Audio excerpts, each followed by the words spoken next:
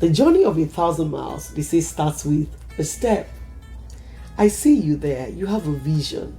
You have a very clear picture of where you want to be. But what you lack is an impetus, a drive for what you ought to do to take you there. You see, there's a distance between where you are now and where you want to be. And it's a journey that cannot be covered by just wishing it or desiring it. There's an action that needs to be taken to link your desire with your destination. And that's the step that I'm talking about. You see, we live in a world where we talk about name it and claim it.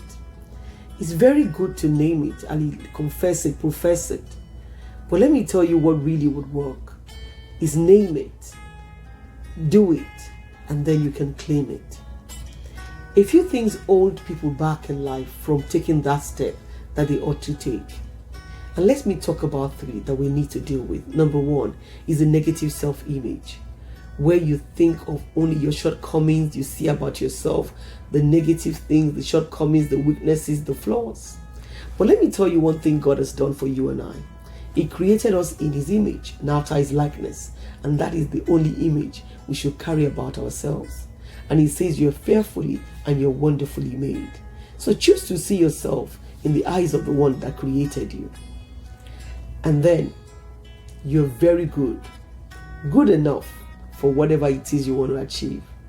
And you can do all things through Christ that strengthens you. A negative self-image sets back, but choose to set yourself forward from today. Number 2 thing is the fear of rejection and criticisms. You see, until you step out there, you will never know the acceptance you will get. The Bible says about Jesus that He came to His own, and His own did not receive Him. But to receive Him, He gave power to be called the sons of God.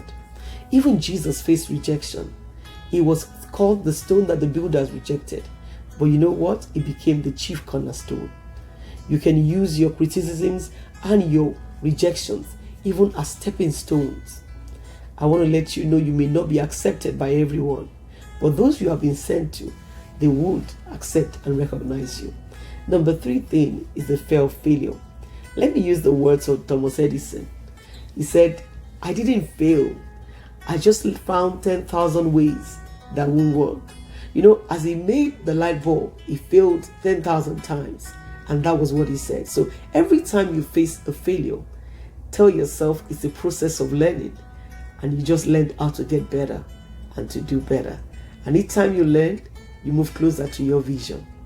The Lord said to Habakkuk in Habakkuk 2, verse 2, He said, write the vision and make it plain, so that he that reads it would run with it.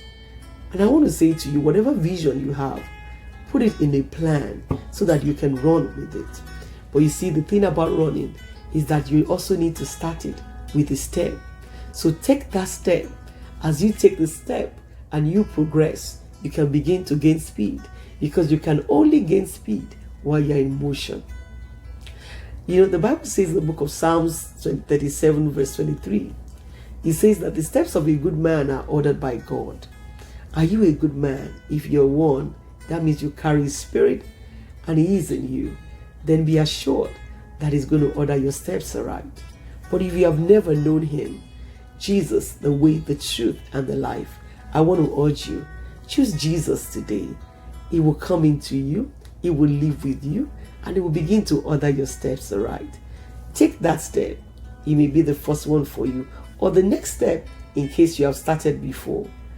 Choose right, choose life, and stay blessed.